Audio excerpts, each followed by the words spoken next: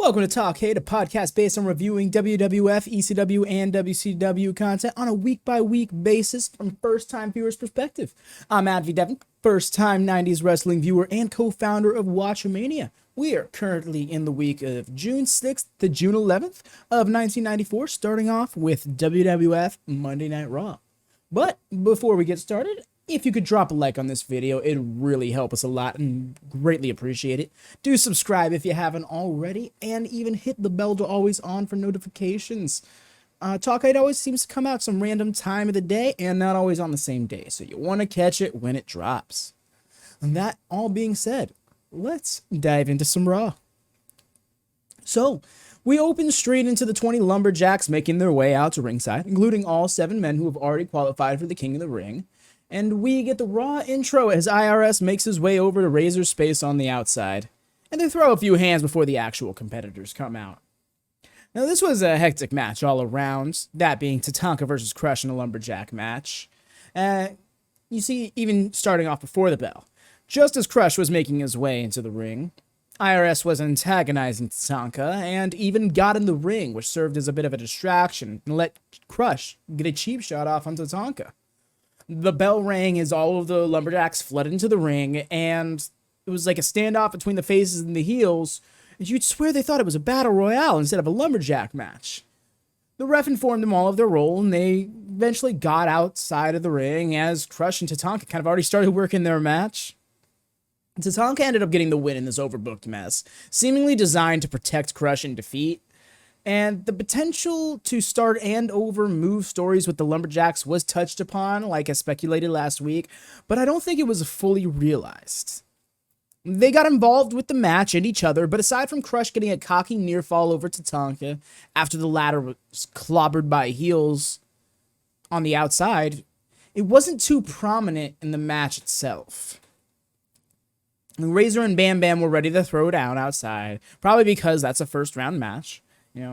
But again, nothing too notable happening between the Lumberjacks. The ending came when Crush got thrown to the outside and started clocking like all the babyface Lumberjacks before they even did anything to him.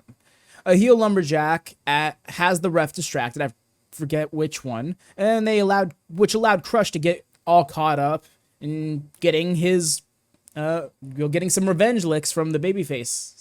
Lex Luger ran out, as he was confirmed to be there earlier by commentary, almost as foreshadowing this moment, and he clocks Crush one good time himself before throwing him back into the ring to be pinned by Tatanka. I think he did the forearm shot, the steal through the forearm bit that he's got going on, because it was just one strike, and like that was enough for Tatanka to pin Crush for the win. But yeah, the match was all right for what it was.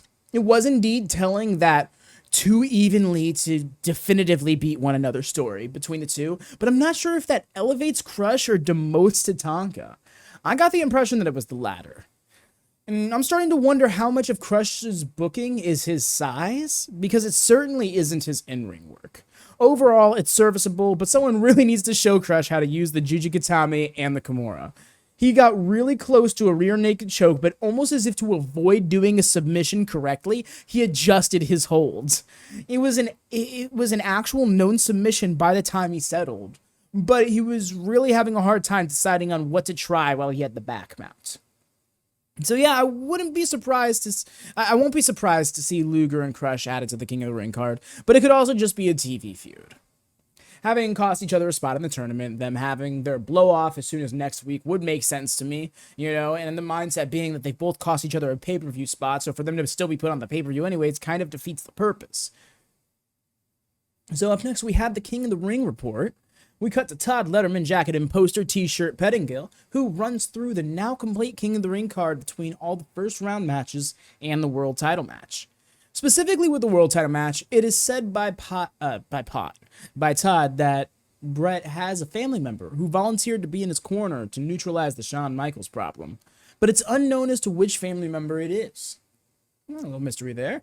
We also go over to the grudge match between Roddy Piper and Jerry Lawler, and we get another promo from the Hot Rod. He's in a leather jacket out there on the pier at night and says that Bret Hart once called him his second cousin, and that if Bret needs somebody to watch his back at the pay-per-view, that he's got 15 minutes. He then does some of the trash talk that he said he wasn't interested in, including comparing Lawler and a jellyfish on the account that they're both spineless. He gave a tour of his old home, which he referred to as the original Hotel California, and that you can check in, but you can't check out.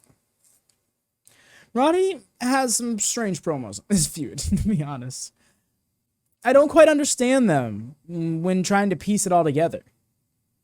I've come to understand that Roddy is historically a great promo, and it feels strange to say that if I only had this feud to go off of, I wouldn't have thought it was true.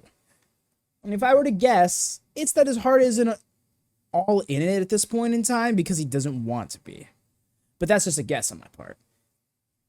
So afterwards, we're reminded of the random tag title match, and at that point I realized Crush was intending on wrestling 4 times that night.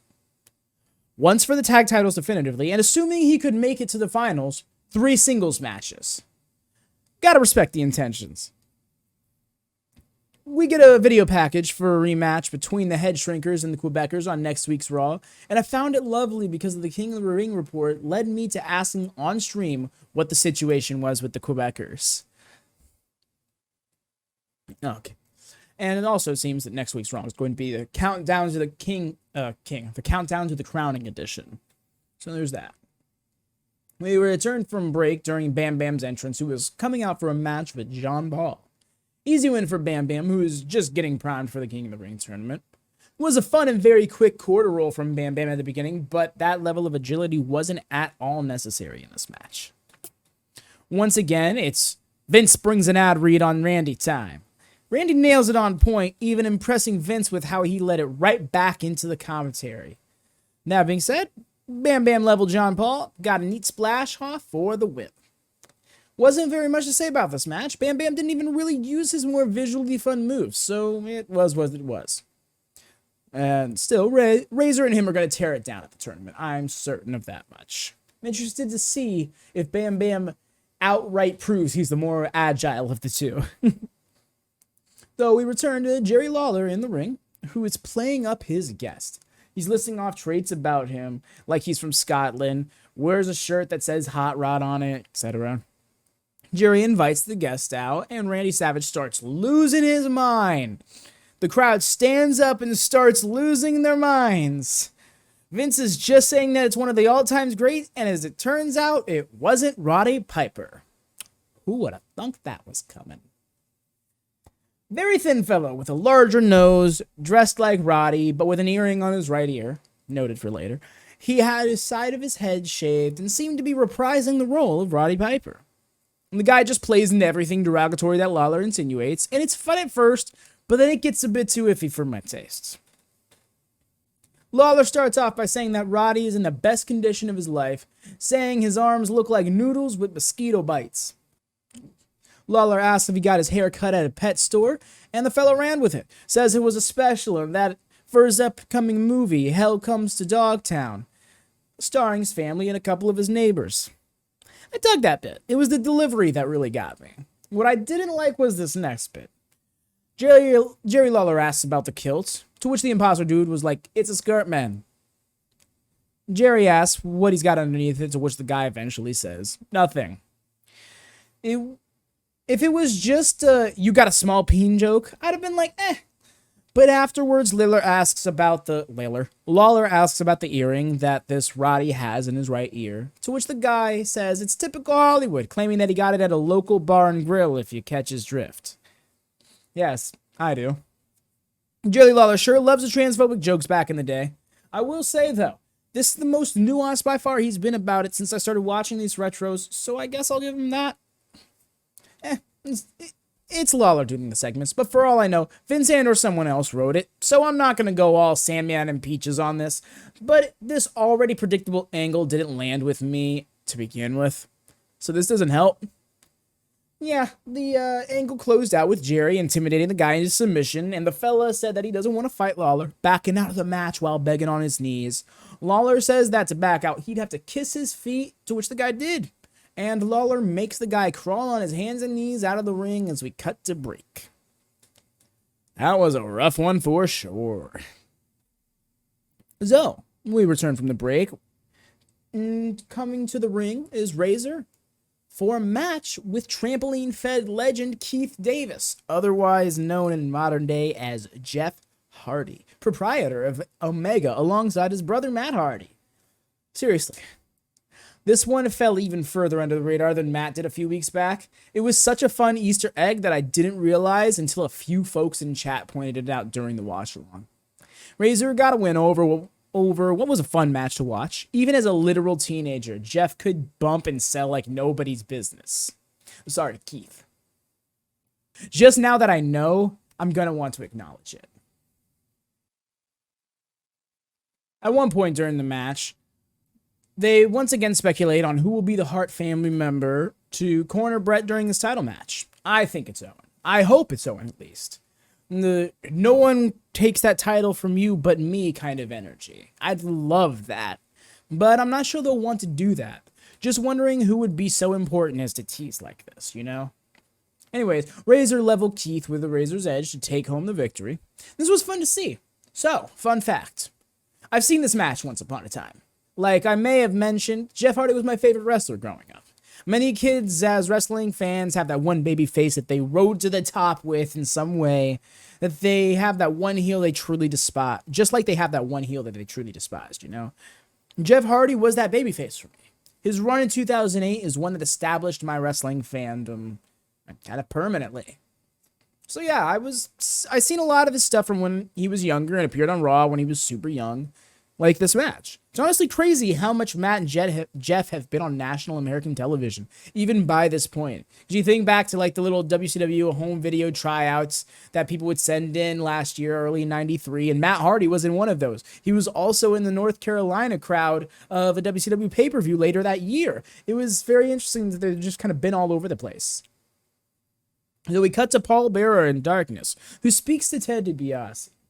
He mentions that, well, he knows the Undertaker's trail has gone a bit cold. He doesn't believe that that DiBiase will be able to produce Taker next week.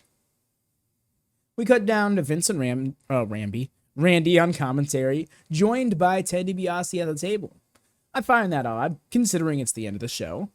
And DiBiase explains that he'll no doubt be producing The Undertaker on Superstars next week, and that when he says he'll do something, that you can take it to the bank. Sounds like Undertaker sold out. Get it? Sold like souls, but past tense because he's a dead man. Battery's being controlled by a solid gold urn. So that was Raw. Was a decent show, much better than that joke, but I do think the opener went on a bit too long. Like I said, I don't think that it was, those are the people that you need to be telling, oh, they're so evenly matched. Tell with it. Tail. Sorry. I'm getting my vowels mixed up.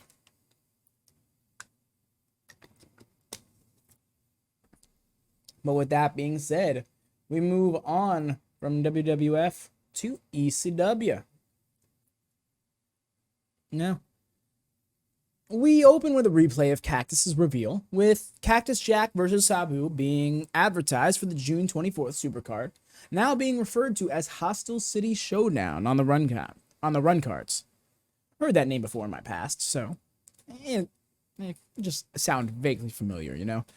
We jump straight into the action as Kevin Sullivan is rushing into the ring where his next victim is waiting in the form of Keith Sheara, another Keith on wrestling.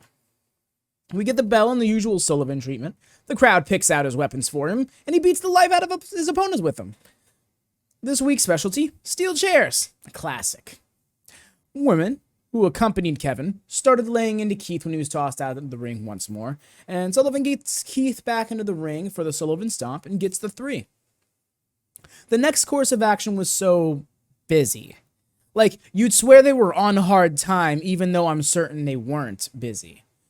I think it kind of worked, but the way Keith Sheara's defeat was such an afterthought was funny to me, considering he was like the comeback kid or like the surprise roll-up kid 2 weeks ago, whatever they were calling him.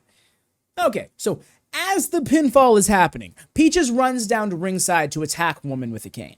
Kevin, like a damn snake, slithers from atop Keith Sheara to the outside of the ring to cut off Peach's cane strike. This happens between the 3 being counted and the bell fully ringing, just to give you a window of how fast this happened. Kevin was fast. Now, the Kanan standing in between, now with the Kanan standing in defense of women, warning Peaches, Kevin Sullivan is blitzed by Tommy Cairo. But Tommy can barely lay in a few shots on Sullivan before Sandman is seen getting into the ring. Like, what, did he and Tommy come down together? Sandman bypasses Cairo and Sullivan fighting, now falling into the ring, and opts to take the cane from Peaches, who just struggled it away from a woman who's still on the outside. He pursues Peaches to the outside of the ring on the far side from the cam, and just as he's about to hit her with it, Kevin Sullivan, from over the top rope, takes the cane.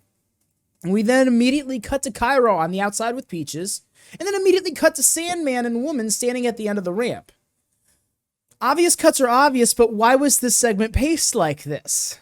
Like, the first half, all kind of happening at once, I kind of get. Even Sandman and Cairo, I can explain, because, like, maybe they just happen to be rushing out at the same time, you know? It's weird. Like, I dig the chaotic nature of the segment for sure, but like I said, Cairo and Sandman came down within 5 seconds of each other. They saw each other at the curtain, for sure, but that's not that big of a deal, I guess. But, like, can he and Woman teleport now? Why did they end up cutting it like that? I think it was a great segment that was edited poorly, which is really what I wanted to get at. I just wanted to walk through it all so y'all can understand the confusion. Woman lights Sandman's cigarette as Willie Whack, or whatever his name is, sends us to Too Cold. Hell yeah, Too Cold. This isn't a total surprise, but I do know that they advertised Sabu versus Too Cold for the June 3rd show on last week's broadcast. I was hoping we got it on this show, and spoilers, we didn't. But we did get an introduction to Too Cold from the ECW audience, and nothing says they won't show that match 2 or 3 weeks from now just because. Too Cold really put ECW over as the place where the real wrestling goes on. He talked about competition in this promotion leading up to Shane Douglas, who he commends for his growth in his own way. Scorpio tells Shane that he better be looking over his shoulder because he's on the attack. Tell you something, Counter. 1. Too Cold says that he's only about one thing: kicking booty, flipping, jamming, and taking whoever steps up to him down. And, so 4 things. Hits us with that whoop, there it is, and we lead into this week's intro, which has whoop, there it is by Tag Team as the theme. What they did there, I saw it. We cut to AJ Power getting into the ring for a match with Crash a bit sheepishly, and sure enough, Crash was right on top of him. However, the first portion of the match went to AJ, who was renamed from RJ Powers. I'm glad that we got to see more of him, because I liked that tag match he had last month against Kevin Sullivan and Tazmaniac. The crowd wasn't into it that much, though, which sucked because AJ was legitimately impressive. The way he was hitting scoop slams on Crash like AJ wasn't a foot shorter and 100 pounds lighter would be appreciated even in a modern era. Actually, probably more in a modern era. Crash gets virtually no offense on AJ until the very end of the match, catching a diving AJ into a power slam for the win. I was kind of liking this match, but then it had to go and do that. First off, Crash is the face and AJ is the heel, right? Because Hunter Q is on the outside, cheating for him? Okay, so why was the first heel move done by Crash? He blindsided AJ at the bell, so when AJ got control over him right after, it felt like, yeah, payback. But then, you spend the whole match having AJ get offense on Crash, presumably to build sympathy for Crash. However, if you're the bigger guy blindsiding a smaller guy, and then that smaller guy beats you down and tosses you around, I ain't sympathizing with you. Maybe it's the 5'5" in me, but I'm cheering for the shorter dude every time in a scenario like that. Hunter Q choking Crash on the ropes once while the ref's back is turned isn't undoing that. Then, you have Crash taking offense for almost 5 minutes exclusively, but catches AJ with one power slam and beats him? So the smaller guy couldn't keep him down with all that offense, but Crash just needed one move. So, the psychology of this match was not off by 1, but 2 ways. I was really into it with AJ getting the offense, but then it just had to lose like that, and it sucked. Not even him taking the loss. I anticipated the loss once he hit the 5th back-to-back move in the beginning, but it was how It was how he lost to one move in a 4-minute match that did nothing but whoop ass during that got to me. But yeah, those are my thoughts on that match. So up next, we move to Sandman versus Tazmaniac. We get a few video packages highlighting women, Sandman and Tazmaniac respectively. The narratives pieced together is that because women used to manage Kevin Sullivan and Tazmaniac to the tag titles, she can prepare Sandman for his upcoming match with Tazmaniac with her understanding of him. That's what I got from that, and fairly effective, I suppose.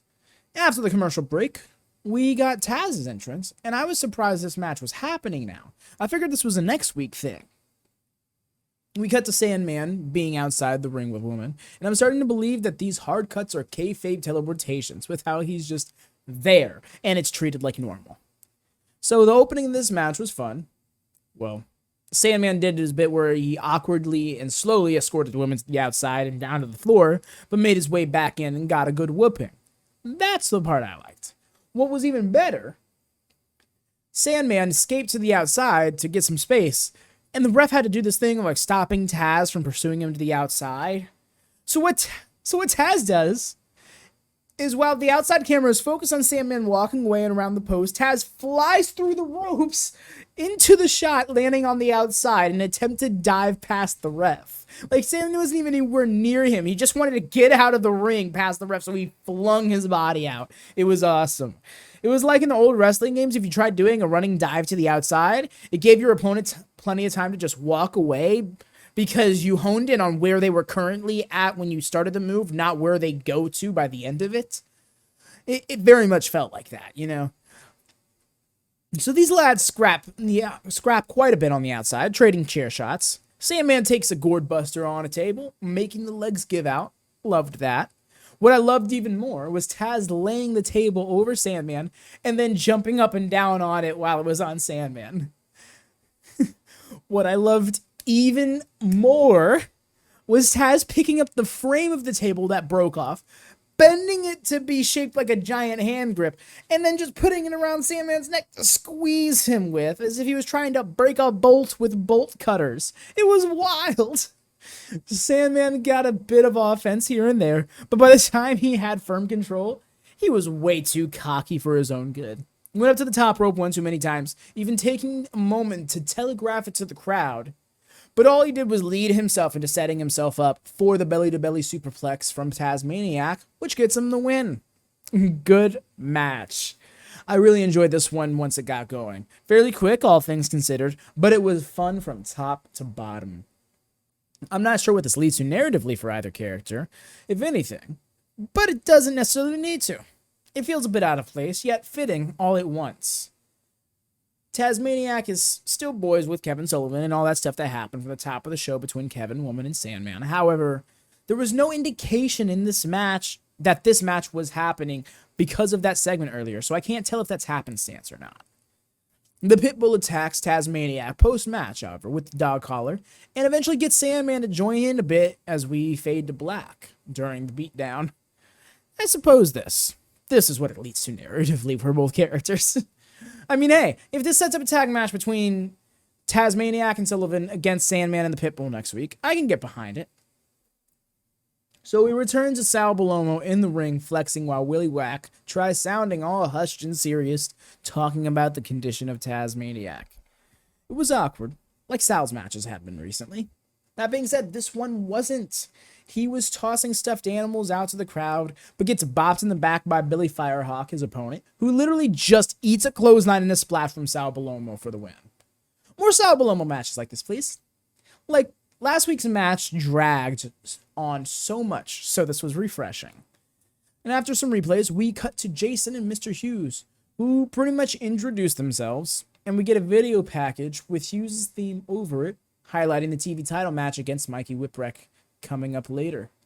There's a letter to Mikey from his friends at ECW saying, "It was fun while it lasted." I laughed. Can't help but sympathize with the fellow, even if I kind of know where this is going. So, we cut to Cactus Jack in the black of night, and he really puts over Sabu. Says that he thought he'd seen it all until he watched a tape of Sabu and realizes there was a whole world that he didn't know existed. He exclaims that Sabu need know only one thing, that Philadelphia is where Cactus made his name, and that Mrs. Foley baby boy is coming home. Short and sweet. I dig it, considering that this is the place for Cactus to indulge in his long promos. I like that while Paulie is concerned for Sabu's well-being, Cactus puts over how he didn't know of Sabu's world. Both sides acknowledge the danger of each other. I appreciate that. So we cut to Rocco Rock and Johnny Grunge, who are now arriving at the Double Cross Ranch. They stare down the camera, introduce themselves and the location, as well as the show itself. It was like the beginning of a Jackass bit, only someone pissed in their Wheaties right before they started shooting. Like, they were all angry and stuff. I'm him, and he's him, and this is ECW Hardcore TV. It was interesting. We come back from a break, though, to Johnny Grunge and Rocco Rock driving around on the ranch on a golf cart, or something like that. And they get to looting in between highlights of their run of this year so far.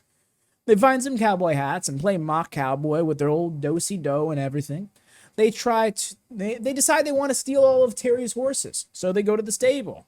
They start checking out all the horses and pass them all up instead to take the llama.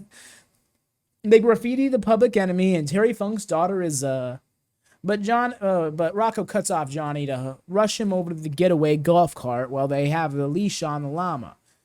And that llama did not like that golf cart, would not go. It really had to, it almost was being dragged before he finally collided. It was actually kind of concerning. I love that they hitchhiked halfway across the country to jump the Funks on their property, but because they either forgot or changed their minds, they instead did some minor vandalism and stole a farm animal. That was about as Public Enemy as it gets, and I both love and hate it. Honestly, without the clips of the Public Enemy's highlights interrupting the flow of the segment, I think it'd have been better. So, back at the ECW arena, we have the Mikey Whipwreck limping his way to the ring. His match with Mr. Hughes is a fun one for sure. Just brief, but fun. Mr. Hughes makes his way down to the ring, Jason in tow, but before the match, Mikey tries to straight up give the title to Hughes. Hughes was like, "You want to give me the title? Well, how about this?" Grabbed Mikey by the collar, punched him in the eye in a way that looked like a scene out of a stereotypical teen movie where the nerd gets bullied. Wait a second. That's such a fun idea. A movie starring a scrawny Philly kid who wants to be a pro wrestler to win over a girl or something. So he enrolls in the ECW Academy. He quickly finds out that he's just going to keep getting his ass beat, but the twist is they love it. Everyone, including management, loves seeing Mikey get whooped for one reason or another, so he's encouraged to stay. I'm sorry, y'all, but this is my headcanon. Mikey Whipwreck starring in a 90s teen movie, and we're seeing it play out in real time before our eyes. It's beautiful, really. So, Hughes beats that ass mightily. Eventually laid him out with a sidewalk slam and gave up the cover. Willie Whack has the highlight of his career in pointing out this is the same mistake that Pitbull and Kevin Sullivan made with Mikey in previous weeks. And then Hughes does it again and starts getting bitched at by the ref to end the match. So Hughes does it again and gets DQ'd for beating too much ass. Willie Whack has the highlight of his career in pointing... I'm sorry. Just literally read that bit. I like how the ref warned Hughes not to do it again and straight up swore to God that he'd DQ him if he did. Yet Hughes still acted shocked when the ref did not count the cover and walked slowly over to the timekeeper's table. Clean your damn ears, man. But yeah, it was a nice little fun bit. And so we closed out this week with this week's Hardcore TV with a Paulie promo, cutting to a dartboard with Paulie's face designed into it. Paulie mentions that he's given everyone in Atlanta a lot of reason to hate his guts, and that over the last few months, he's given WCW a whole new reason to hate Paulie dangerously. Sabu. They want Sabu because of what he's capable of, but Paulie is always getting in the way. Paulie goes on to say that everyone in this interpromotional dream match has ulterior motives, citing his own desire to cost Ted Turner more money. Take out Jack so that it can't be at the Clash of the Champions, which doesn't really make sense considering Hostile City Showdown is the day after Clash of Champions, but you do you, dude. Maybe he's talking about Clash 28. The one on the 23rd is Clash 27. Now, as for Sabu, he knows deep in his heart that he can't lay claim to the title of being the most homicidal, suicidal, genocidal athlete until he beats Cactus Jack. Addressing Jack directly, Paul tells Jack that Jack, I don't know why I said it like that, but Paul tells Jack that Jack knows that in his heart, that his successor is out there, the heir to the throne. Paul notes that Jack is the originator of taking his own body and sacrificing it simply for the sake of hurting his opponent. He remarks that now someone matches him in that regard, so it's no longer solely unique to him. He can't even use it to bargain more money in WCW, as they could just hire Sabu. Paulie enters the third act of his promo. It's like, seriously, man did not need 4.5 minutes to get this point across.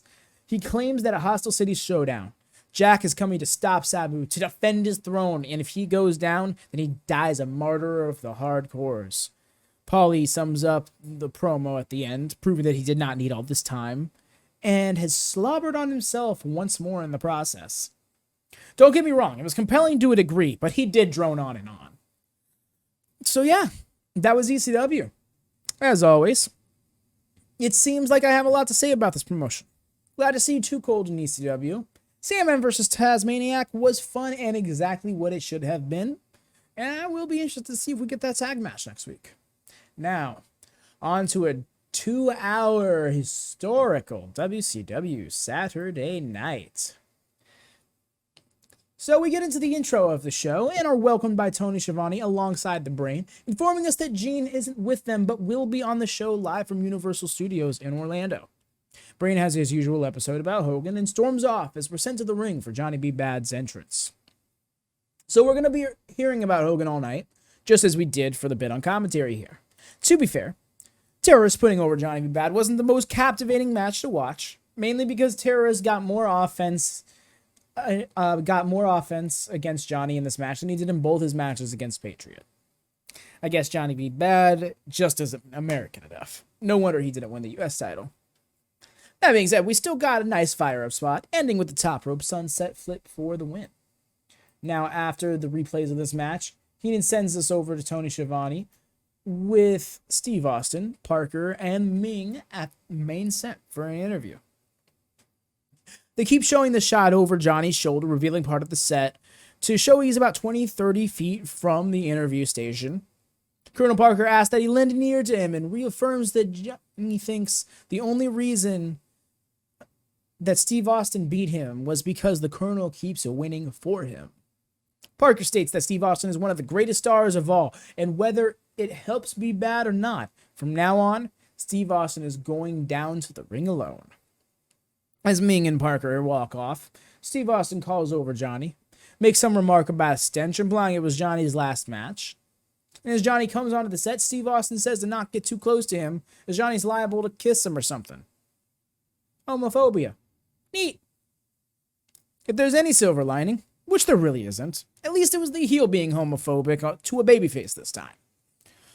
It's the throwaway line, not an element of the story, but stuff like this kind of takes me out of it. At least in most cases. Like it did earlier with the Lawler stuff. There's a lot of like phobic stuff in wrestling this week. But yeah, tell you something counter is up to 2. Steve Austin asks Johnny if he feels good about his rematch, questioning if he cried to the board to get it. Johnny B. Bad clarifies that the only reason he isn't U.S. champion of the world is because of Robert Parker. Steve Austin cut him off, saying that this was his interview time. Says that he hopes Johnny's proud of himself because his parents must be horrified. That he's been played a cruel trick on by life and that he's a freak of nature. Well then. Says if he put Johnny in a little trash bag that he couldn't wrestle his way out of it because he doesn't stand a chance against Steve Austin for the U.S. title. He gives Johnny a little shove as he starts to turn away, but then tries touching Johnny's face in a condescending manner, so Johnny shoves his hand away real aggressively. Steve gets stern, telling him not to lay a hand on his United States champion. Continues on, saying that when he looks at Johnny, that in his opinion, Johnny would make a good-looking woman, and gets dropped for his remark immediately. I appreciate the payoff, But this feud has been going on for a bit already, and now we want to get into this stuff? I wasn't a fan of this. Worst Steve Austin promo ever. Tell me I'm wrong. Part of me felt like he wasn't all that comfortable cutting that promo. He stumbled and stuttered a few times, mainly at the beginning, which is very unlike Steve Austin, even at this time. But maybe that's just my heart of hearts wanting to believe that that was only coming from a writer's room and not from a place of genuinity. If it was just a throwaway line at the start, whatever. But this was too much for me to be okay with. The thing is, it kind of made me want to see B-Bad beat Austin for the title, but on the other hand, I'm not too sure I'm enthused about a Johnny B-Bad title run. At least not yet, based on what I've seen in this feud, you know? So we take a break and return as as Dallas Page comes out for his match against Todd Morton. The intent of this match seemed to be Dallas Page keeps his woman in line. So, from homophobia to misogyny?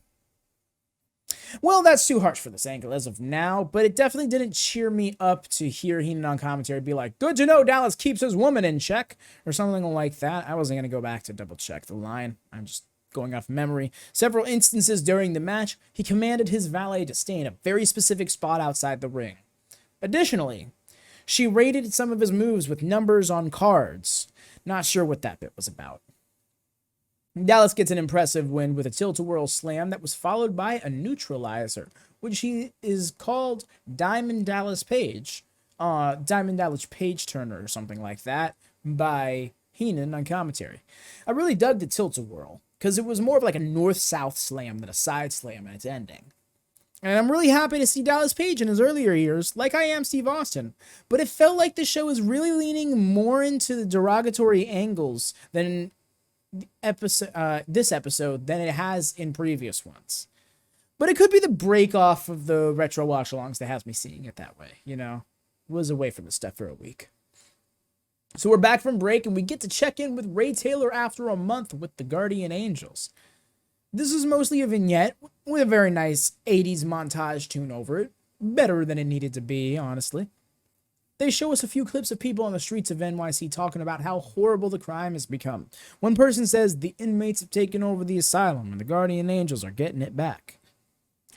After a few more clips of New York City, the Guardian Angels, drugs, and Ray Taylor, we cut to the leader of the group, who has quite the colorful dialogue. Starting to think this guy's going to be an on-screen manager for Ray at minimum. He's gotta be, right? Here's a transcript of what he very casually says, and I wanted to transcribe it because the dialogue was too interesting in particular to try and sum up. So, in this day and age of Uzi-toting, drug-sucking, psychopathic killing machines, you have to be willing to go out there and do battle with them, to take back the neighborhoods from them, but to do it without weapons, and to do it with pride in this red beret, this t-shirt, and this jacket. We're going to have to get out there and slam them and jam them, give them a therapeutic back massage, and have them suck concrete. There's a lot of sucking going on here.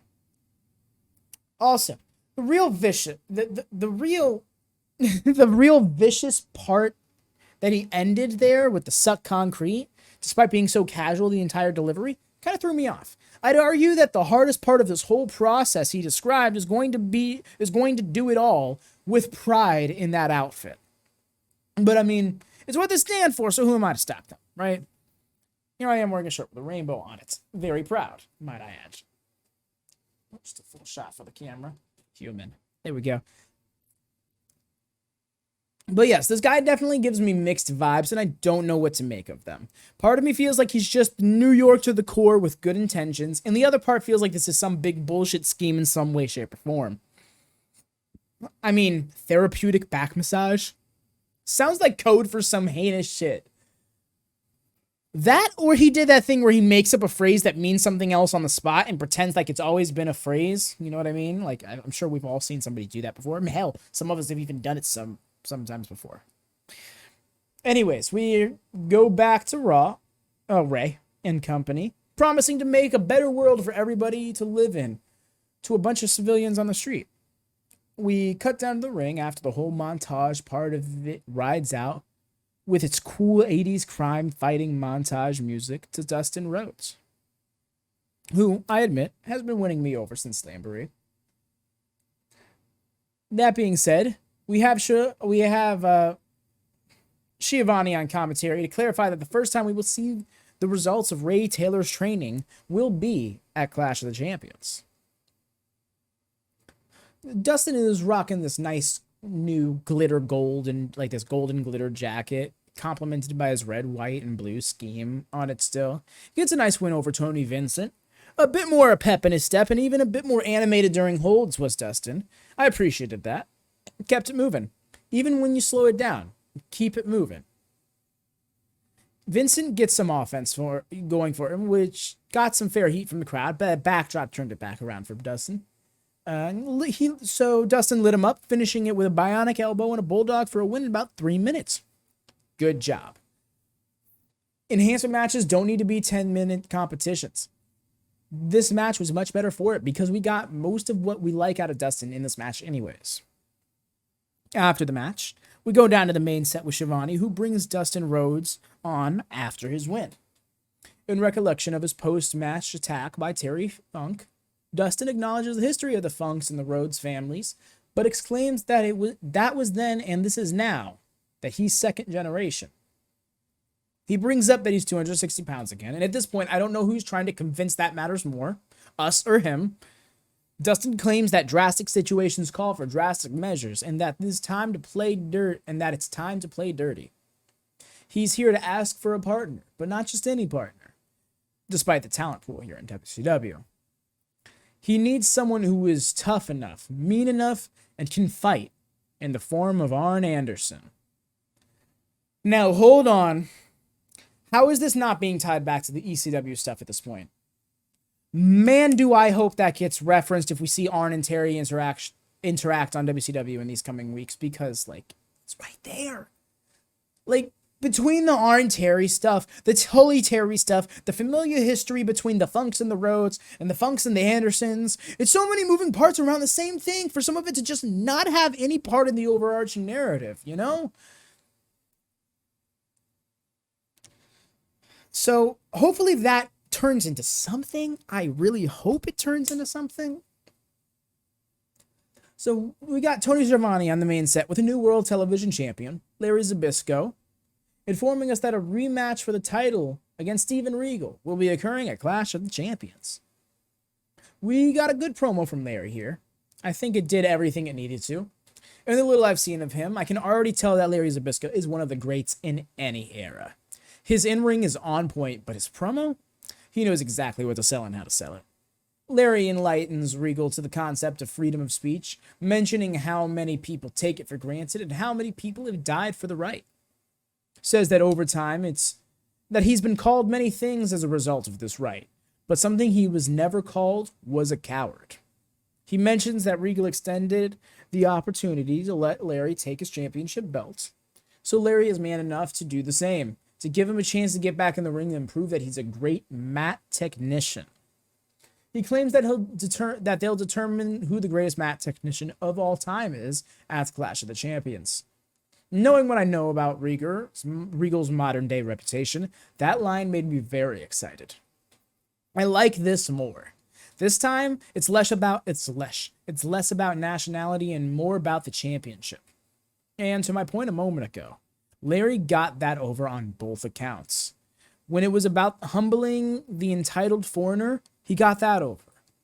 And now it's more about proving that taking the championship was more than just a fluke. I'm really happy to have seen this story through. I think that in hindsight, this has been a great story being told in WCW, despite my complaints in previous weeks about some of the angles in it.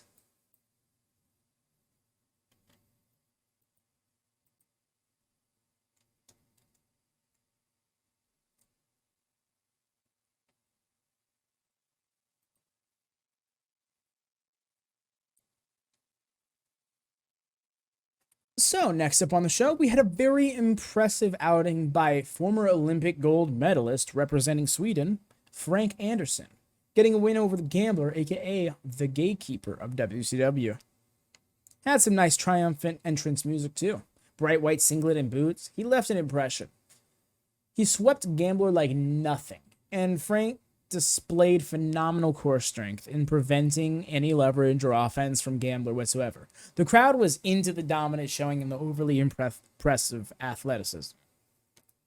Gambler gets some obligatory offense in, and it was so dismissive that commentary transitioned into talking about Hogan. Heenan hit a spot-on impersonation of Hogan and is trying to damnedest to call out Hogan's bullshit without breaking kayfabe. Anyways, Frank gets control back and wins with a beautiful bridging Northern Lights suplex. I really love that. Hope to see more of him, but the fact that I never heard of him through my studies of wrestling in the past doesn't bode well. I hope I'm wrong and just assumed he was one of Arn's cousins on paper or something. Well, we get a full rundown of the Clash of the Champions card, which now includes a rematch between Cactus Jack and Kevin Sullivan and the Nasty Boys, as well as the Guardian Angel, Ray Taylor versus Tex Slazenger. We cut down to the ring for a match between Jungle Jim Steele and Big Bad John. Big Bad names aside, John has a very impressive stature. Brain agrees with me. A very thick man. The match itself was okay. Was kind of repetitive at one point and what looked like a failed attempt by Jungle Jim to do his mounting Thez press. Half the match was a headlock until John caught Jungle Jim for an impressive power slam. The match ramped up a bit towards the end, but it just wasn't the most interesting thing. Wish I had to say more, but yeah, that's it. Jungle Jim ends up getting the win with the steel trap, that mounting Thez press, and we get another update from Orlando about Hogan's arrival. Nothing update, but an update nonetheless. So we return with the team. We turn to the ring with the team of Paul Orndorff and Paul Roma coming down. Now billed as pretty wonderful.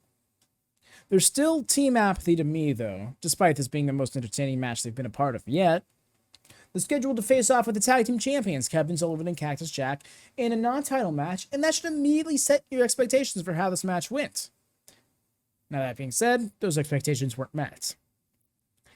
Makes sense. Orndorff ain't gonna work a Sullivan match. Pretty wonderful were not able to keep control of the pace, and chaos surely ensued right away. For a moment, we lost track of who was the legal man, but eventually settled down to Kevin and Paul Roma. It was a fun heel spot, admittedly, by Paul Roma a bit later in the match while he was on the apron, where he grabbed Cactus by the hair when he ripped in the ropes, making Cactus fall flat.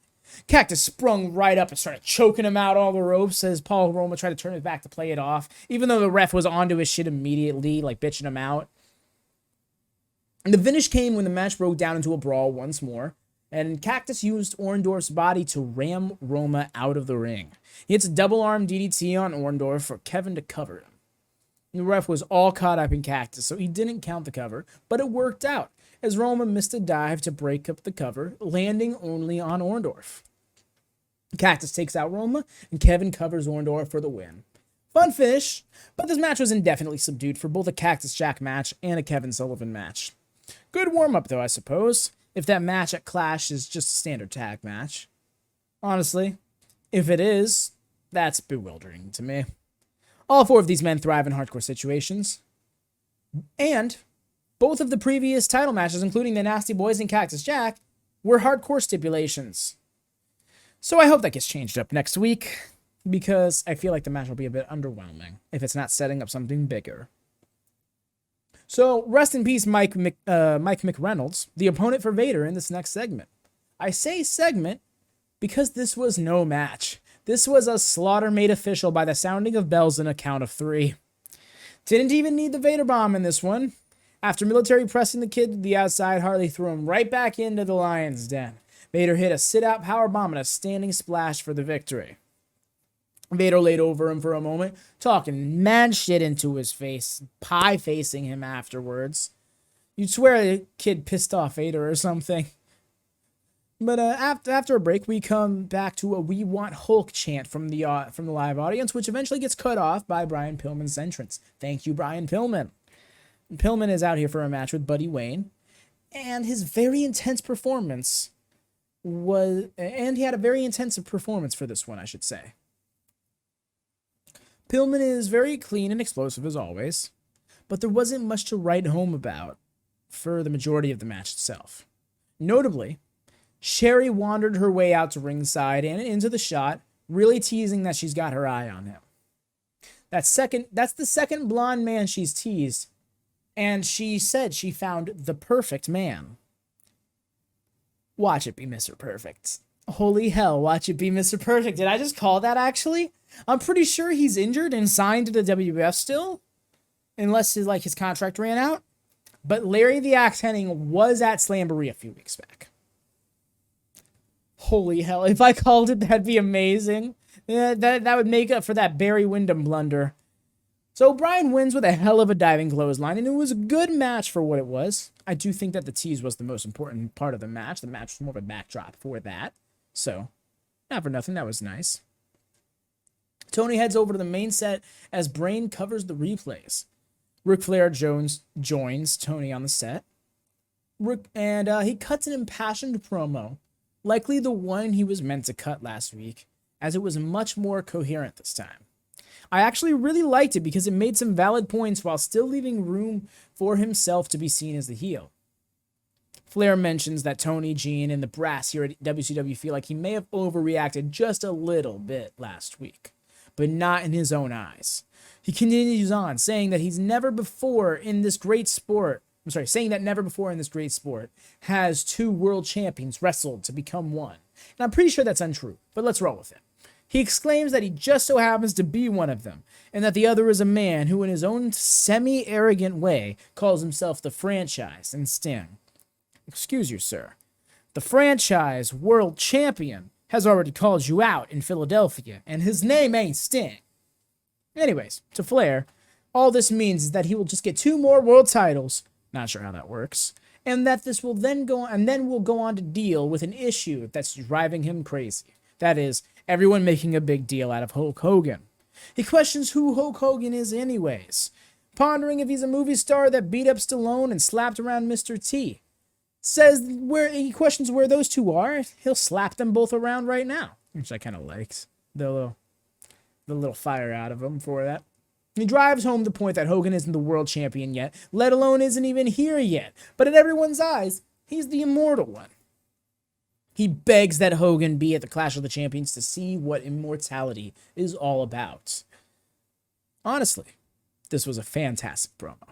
I think this was exactly what was needed. A justified heel to be infuriated that Hogan is the center focus of a program that he's never officially been a part of, like he's the star of it. And the fact that it's Flair is great to really capitalize on from a publicity standpoint. My only issue with it really is it feels like Sting is already a bit of an afterthought in this situation. Like, the thought of Sting versus Hogan has seldom been entertained. Granted, Sting doesn't outwardly have a problem with Hogan like Flair seems to, but they pretty much made it clear that Hogan will be challenging for the unified world title sooner rather than later. So we take a break and return to a lengthy highlight package of Sting before hearing from the man briefly himself in a pre-tape. He recalls the first Clash of Champions. My bad, hit my mic. When he first faced off with Ric Flair, and all of a sudden it made me much more salty that this match is kind of being looked past towards the future with Hogan, because this in itself is historical in so many ways for WCW. He claims that the enthusiasm isn't quite there, but the desire is going to be the same, that he's always going to hunger for the world title and more competition. Yeah, it was something, but hardly as passionate as Ric Flair, who admittedly treated this match as secondary to Hogan. Still, hopefully the match will be good and not too long. So we return to the ring for Tex Slazenger to have a match with the young lad I couldn't get the name of. Commentary barely acknowledges the match, discussing and hyping Hogan coming up in moments. They barely work the opening portion of the match, getting a feel for each other before we cut to Universal Studios. And we cut to an initially underwhelming shot of midday Universal Studios, but cut over to Hulk Hogan being driven through the streets in about 2 miles an hour in a Hulkamania-themed Lambo. Jamie Hart is outside of it, trying to get people hype as confetti starts to fall from the sky on the streets of the entire area. Gene Okerlund calls it the greatest day in professional wrestling history as there are people in the streets chanting for Hogan.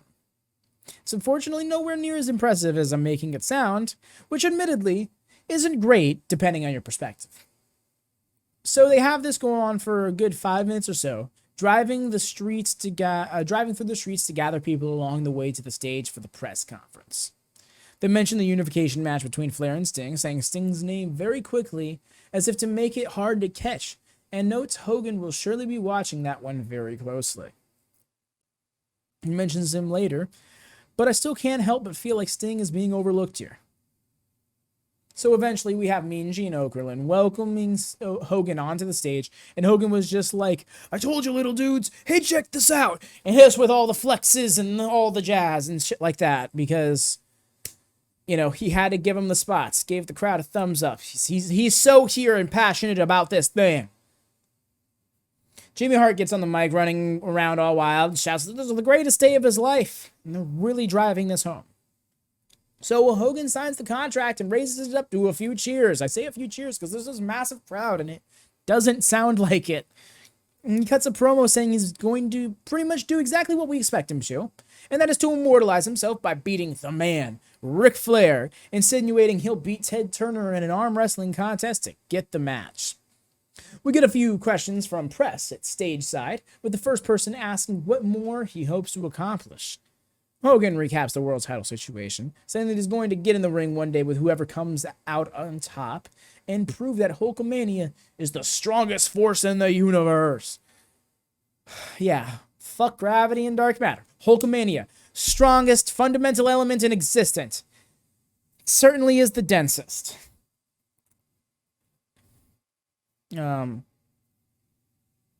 So the next person asks Hogan what he missed about pro wrestling most, and what he is looking forward to most about returning. Having answered the latter portion of the question already, he exclaims that the Hulkamaniacs are the ones he's missed the most. Blah. So cookie cutter. And this is where I get confused. His move from WWF to WCW is being compared to be someone moving from one football team to another, the 49ers to something or other, I don't know. And he's asked about that comparison, how he feels about it. Hulk goes into full politician non-answer for this one, stating that the big man upstairs moves mountains. And in the first 7 days and 7 nights, he created heaven and earth. And on the 8th day, he created Hulkamania, brother. So Hogan believes he's literally God made. Okay. The next question asked who he'd like to... the next person asked who he'd like to see in the ring most.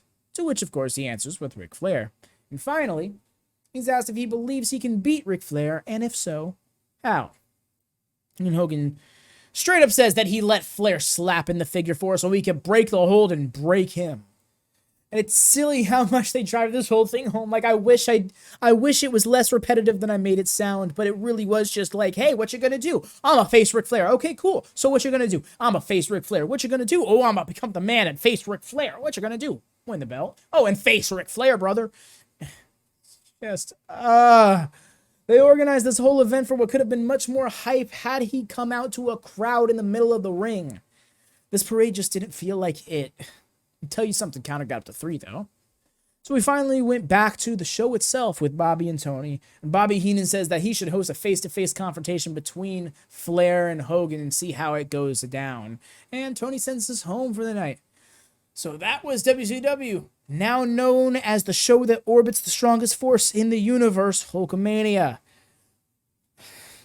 Something tells me WCW isn't going to be my favorite for much longer. Well, that was the show, and I wish the show had more going for it than Hogan's here, but it didn't, and it was an hour longer than the other 2 programs. Rough. But I hope y'all enjoyed this week's Talkkcade. As always, do drop a like, because it is so easy and it helps so much. To tell you something, counter got up to 3 this week. It was short again this week, but I mean, what can you do? It's not going to be 7 uses every single time, you know? Just the fact that it gets said that much in this day and age is still funny to me. So this week, overall, was another active week, say, for WCW, with a lot of things moving on all programs. WCW confirmed a lot of things for the card, but I don't think things moved too much there. But we'll count it. Looking forward to a shorter Talkkcade next week, though, as Countdown to the Crowning will only have one match on it, which is a very predictable match. So I'll probably talk about that very briefly, and then we'll just cover ECW and WCW. So expect that to be a shorter episode. Make sure to keep that bell on for notifications, y'all. We're also live several times a week for AEW Dynamite and Rampage watch-alongs at the time they broadcast. And this week, including, assuming you're not watching at a later date on VOD, will be Revolution watch-alongs. So do check that out if you're interested. We also have the WatchaMania Invitational live on Fridays at 7 p.m. Eastern, 4 p.m. Pacific, or 12 a.m. German Mountain Time, which is technically Saturday for you folks in Europe. But I digress. Anyways, I've been AdvyDeven, your host. Until next time, peace, y'all.